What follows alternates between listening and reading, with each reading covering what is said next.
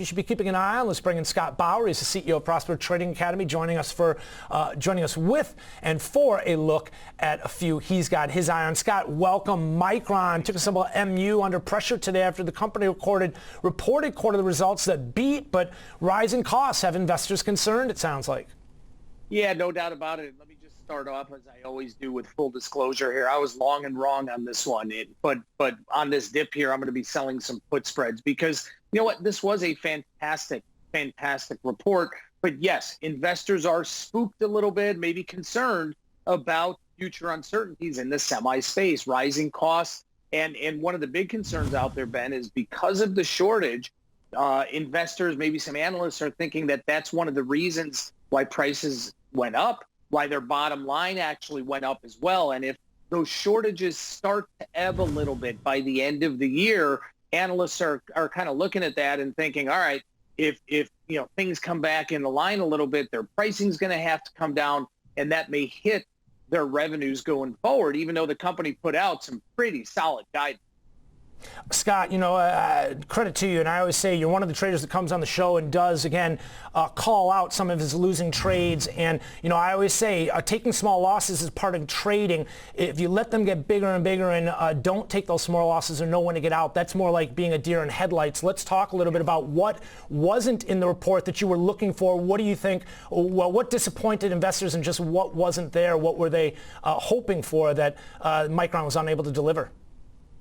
I think there's still too much uncertainty about the supply chain, about the shortages. And, the market and investors don't like uncertainty. So even though the metrics were good, even though their guidance was good, it's the uncertainty part of it that really just, kind of hit the stock, in my opinion, today. But listen, Micron here sub 80, and it dipped just below there. If it gets down to, 78, 79 or so, as I said, I'm going to be selling some put spreads down here. Okay, you think a little bit overdone at that point. Sounds like, let's talk NIO down in reaction to delivery news. They saw, delivered 8,083 vehicles in June. That was a 100% increase year over year.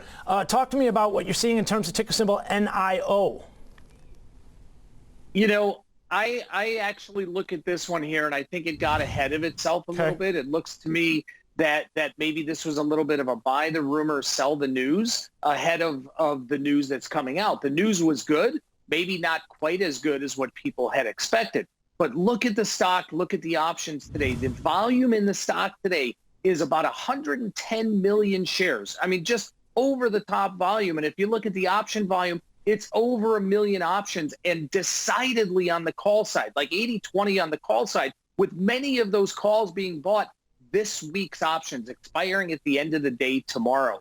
For me, technically, I can't buy into this. I can't get into this unless we get down to that 47-48 level, which then to me would get a little bit interesting here. But I think, good numbers. The projections are pretty good, but again, one of those maybe buy the rumor, sell the news type of events. 55 is an area where they've run into resistance in the past. If we could just pull this daily time frame real quick. They ran up into that level into November of 2020. They actually broke above it. Here's that 55-ish again. They broke above it, but spent very limited amount of time up there. And again, after finding a bit of a bottom around 30-35, they're retesting that level right now. I can understand why investors maybe a dose of reality when you look at the fact that Tesla expects to produce 200,000 vehicles in the second quarter. So let's move on. Netflix, I saw Cowen actually reiterated their buy rating on the stock. What are you seeing in terms of price activity and reaction to? This one is, to me, real difficult because since its peak in January, it's been making lower lows and lower highs, even though over the last, since last earnings at the end of April, it's been pretty sideways. So it looks to me on this upgrade here and with, some of the positive news recently, like it wants to fill that gap that traders call from last earnings. That gap is just above where we're trading now, I think right around the 540 to 545 area. So it looks to me like it wants to fill there. What happens from there is anyone's question. Again, for me, Ben, I can't buy into this right now. I would love to see the stock retreat back a little bit to a big technical area, that 200-day moving average, which is right around 514 or 515 or so. And if it holds there, then I'm sold. Then I'm in. Then I'm a buyer. I'm not buying in on this upgrade today.